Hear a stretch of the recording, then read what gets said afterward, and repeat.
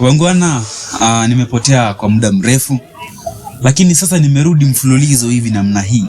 Takuwa narusha vipindi after vipindi after vipindi. Naam, tuanze kipindi sasa. Tutoke hapa moja kwa moja tuende mpaka upande wa Zanzibari pale kwenye ufuo wa bahari. Naam, tunampata mtu mmoja ama mjamaa mmoja ambaye anaitwa Ezekiel. Ezekiel, kuna jambo ambalo lilikuwa linamtatiza sana. Jua sisi kama binadamu kuna mambo mengi yanatutatiza huku na kule, wengine pesa, wengine sana wengine pesa. Lakini sasa Ezekiel, jambo ambalo lilikuwa linamtatiza ni kwamba kuna kitabu ambacho alipewa. Kitabu ambacho kilikuwa kimeandikwa na mtu ambaye anaitwa Duncan Eva. Kitabu hicho kina mada ambayo inasema siku ya Sabato ni gani? Ijumaa, Jumamosi. Yes, sijazoea kitu Jumamosi, ndio maana nimehang hapo. Ijumaa ambayo ni Friday, Jumamosi ambayo ni Saturday, ama Jumapili ambayo ni lini? Ambayo ni Sunday. So the first thing alijiambia ni kwamba haiwezi kuwa siku gani? Haiwezi kuwa Friday. So alikuwa anaway kati ya Sunday na Saturday. So ikafika pahali mpaka point akashindwa kumake uamuzi. So akaamua fanya nini? Akatafuta rafiki yake. Rafiki yake anaitwa nani? Moses. Wako na majina mzuri kama inaojui Biblia jamani. Anyway, walishafunguka. So akatafuta rafiki yake kwa jina la Moses ambaye pia alikuwa ni Mkristo. Alikuwa amehamia huko upande wa Zanzibar. Kisiwa ni inaitwaje? Inaitwaje? Island inaitwaje? Place iko kadimi zingirwa na maji. So hapo ndio walihamia. Hapo ndio alikuwa amehamia. Alikuwa ametoka majuu huko USA huko. So rafiki yake ambaye anaitwa Moses. Sasa huyu Musa naye pia akazungumza na wakafika pale mpaka wakaambiana, no. Hii kitabu ni uongo, hii kitabu imejaa uongo tupu. Lakini ikafika pale wakasema atakaye imejaa uongo, tuchunguze nini? Tuchunguze hii siku ya Sabato ambayo wanaongelea. Juu Sunday tumetoa, Friday tumetoa. Tubaki na siku ngapi? Siku 2. Sisi tunajua ni siku gani? Sisi tunajua ni Jumapili. Lakini kitabu ni kama kina mwangaza fulani katika siku ya Sabato hapo, siku ya Jumamosi. So Ezekiel akachana na Moses. So akaenda akarudisha kwa mwenye alikuwa amempea kitabu, akamwambia hiki kitabu mtu ambaye alikupea wewe nataka umrudishie, alafu mwambie kuna mtu anaitwa Ezekiel anataka kufanya nini? Anataka kuzungumza na yeye. Umenielewa hapo? Mimi ni Ezekiel, kuna mnunuzi hapa katikati, kuna muuzaji na kuna yule ambaye alipea muuzaji. Sasa mimi kama Ezekiel nikaenda kwa ambaye anauza, nikamwambia yule ambaye alimpa kitabu afanye nini? Ampelekee ujumbe fulani. Ujumbe mgani? Ya kwamba mtu ambaye anaitwa Ezekiel anataka kuzungumza na yeye. Basi hivyo ndivyo ilikuwa. Na mara hiyo tukampata muevangelisti, alikuwa anaitwa muevangelist nani? Muevangelist nani? Hii majina yananichanganya nani? Yes, very good. Mtaniwia radhi. Ndio nimerudi siku ya kwanza. So wakaenda kwa mwinjilisti. Huyo mwinjilisti akakuja sasa. Huyo mwinjilisti alikuwa anaitwa Yohana. Sijui ni jina ya Kitanzania. Sijiona kama imetranslatewa kwenda John. Mimi najua John ndio Yohana. Anyway, mimi mambo tu ni Yohana sumu. Tujue tu hiyo. So huyo mwevangelisti kwa jina la Yohana akafika pale na akaweza kuzungumza na wale vijana. Sijui walikuwa vijana ama walikuwa mid hapa 28 to 35. Hapo around 28 to 35 hapo juu. Wengine walikuwa na familia, so the reason walihamia kwa hii island ni kukidhi mahitaji ya nini? Ya familia.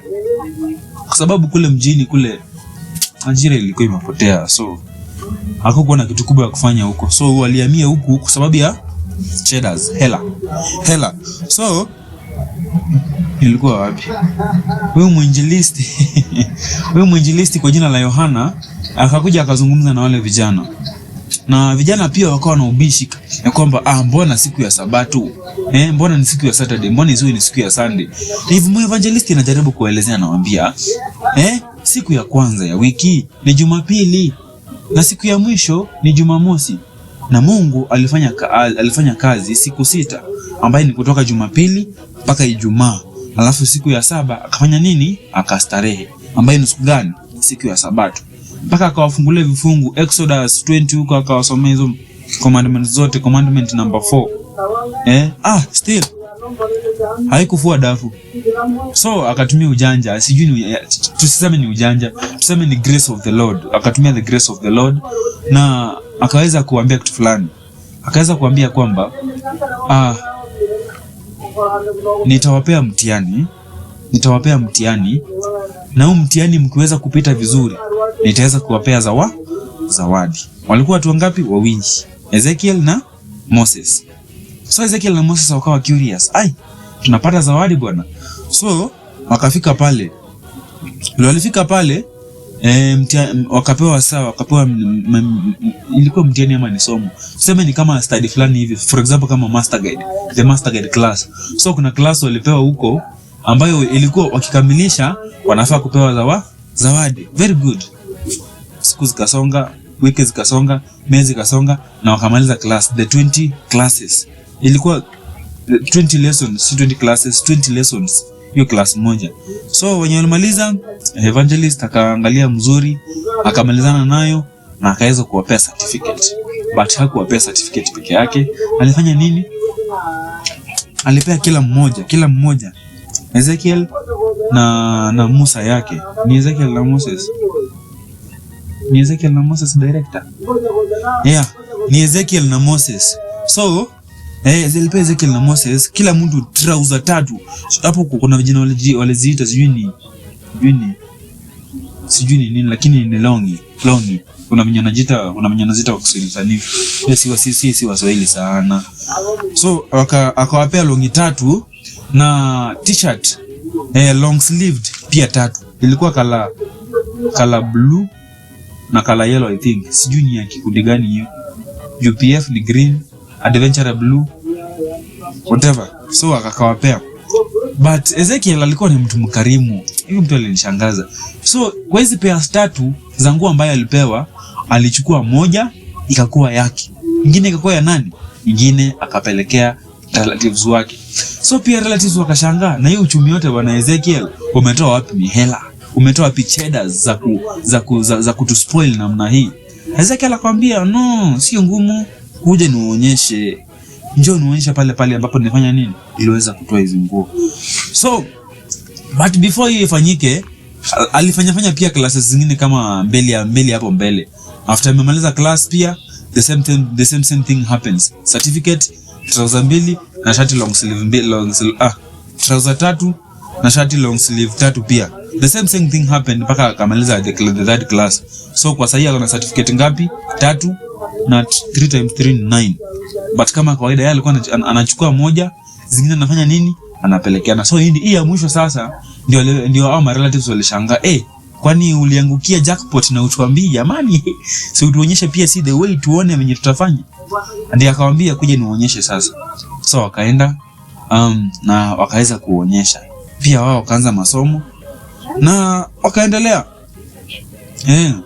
Wakaendelea masomo pia. Wao walikuwa wakimaliza class, Ezekiel pale anafanya mambo yake. Mambo gani? Trouser 3, shati 3. Very nice. Hii ilikuwa ni mwaka wa 1989.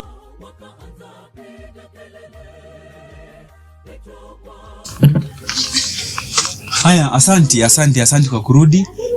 Nilikuwa na kumekuwa na heka hapo kidogo za mitambo, lakini imeweza kuregeshwa. So nilikuwa hapo kwa mwaka wa 19 ilikuwa imefikisha wapi?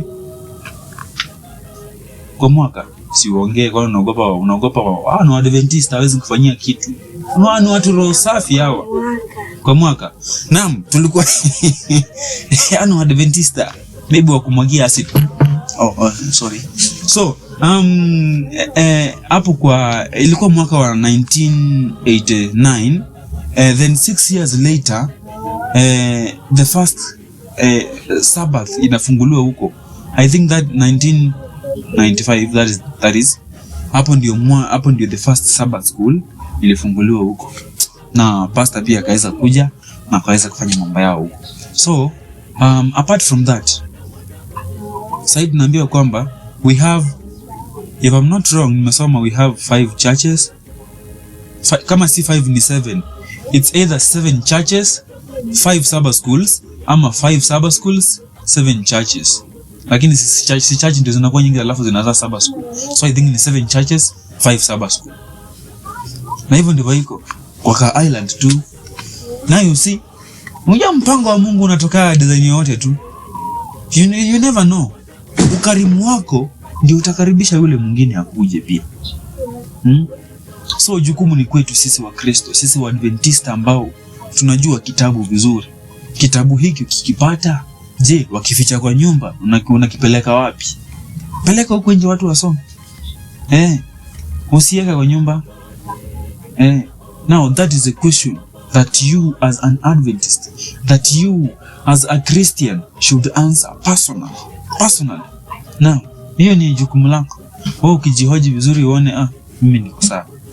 That's up to you. Now, nimemalizia hapo. Tupatane the next episode ambayo itakuwa ni ya kumaliza hii quarter. I think tubakisha story moja tumalize hii quarter. Ni story ama ni hadithi za nchi za ng'ambo. Wanasamanga hivyo. Tumebakisha nini moja tumalize hii ni alafu tuingie quarter nyingine ya 3 sasa. Up to then, adios muchachos. Peace.